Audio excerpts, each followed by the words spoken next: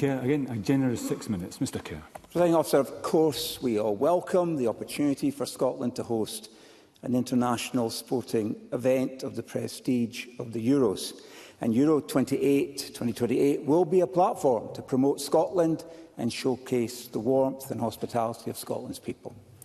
Every one of us wants to see Scotland's men's team playing in the finals, but as we consider the bill, let's not be naive about what UEFA is. It is a powerful supranational corporation, unaccountable to any public body other than its own member associations. And the bill before us is, in essence, the domestic legal instrument through which Scotland delivers the guarantees demanded by UEFA.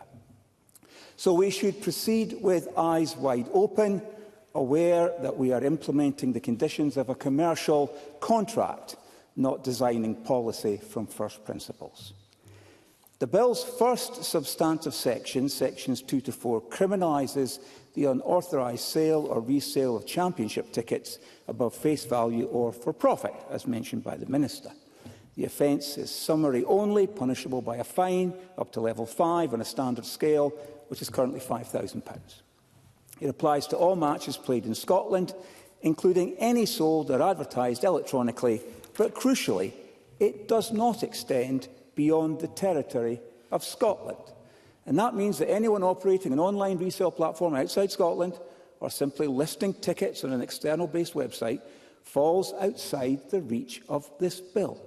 The Government's own legal directorate confirmed that it lacks the extraterritorial competence required to go further.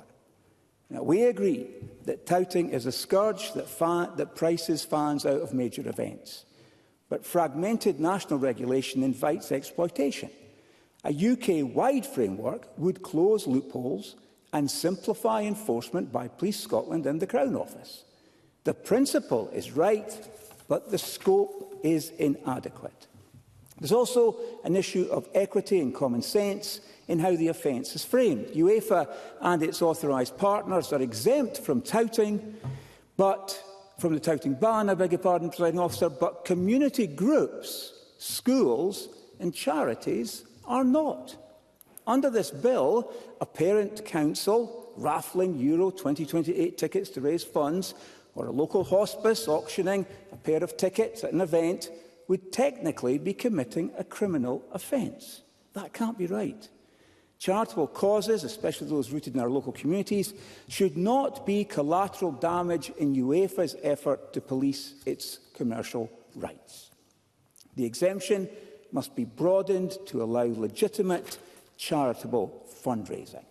Now, sections 5 to 15 restrict unauthorised street trading and advertising within designated event zones around Hampden Park and the official fan zones. These zones and the prohibited times will later be defined by statutory instruments under the negative procedure. And Glasgow City Council, as has already been said, must publish guidance and offer alternative trading arrangements for licensed street traders displaced during the tournament. However, there is no provision for compensation to those traders or to small fixed premises businesses that may suffer loss of trade. In fact, the committee received communication from UEFA just yesterday saying that there was no intention to offer any legitimate compensation.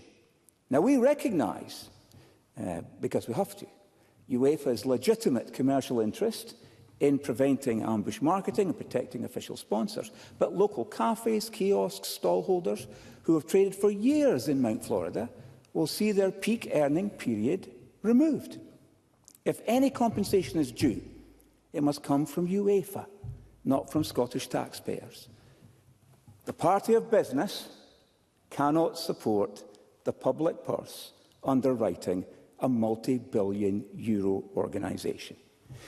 Now, the enforcement regime is set out in sections, of course. Minister. Can I thank the member for giving way and welcome his general welcome for the bill? Can he explain further how he thinks the cafe he cited in Mount Florida, giving an example, would lose out from this, just so I can understand his arguments? Stephen Kerr. Very simply, they would be asked to conduct their business in another location, which obviously would not be prime to their business interests. and they would be dislocated on the basis of the commercial interests of UEFA. That we should recognise. We should not lose sight of what the bill is in effect, as I said earlier. Now, the enforcement regime sets out in sections 16 to 28 grants designated enforcement officers, who may include local authority staff or contractors, powers to enter and search premises, vehicles or stalls, to seize or conceal goods, and to use reasonable force. Now, that is a serious departure from normal practice, because under the Civic Government Scotland Act 1982, entry without warrant is permitted only for immediate risk to public safety. Here, it would be exercised to protect branding rights. Now, I accept the government's argument that UEFA requires a rapid enforcement mechanism, but the absence of judicial oversight sits uneasily with long-established protections of property and due process in Scots law. Unless UEFA can demonstrate that a warrant requirement would breach its hosting criteria, these powers should be curtailed. Now, Presiding Officer, in conclusion, we will support the bill at stage 1, because without it, Scotland can't host Euro 2028. And we all want Scotland to host Euro 2028.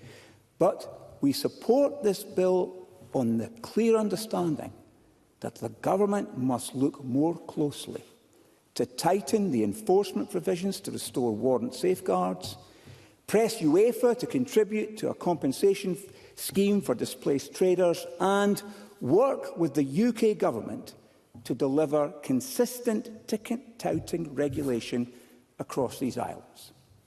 Euro 2028 will be a proud moment for Scotland. But as we welcome the world, let us uphold our principles: fairness, accountability, the rule of law, and respect for enterprise.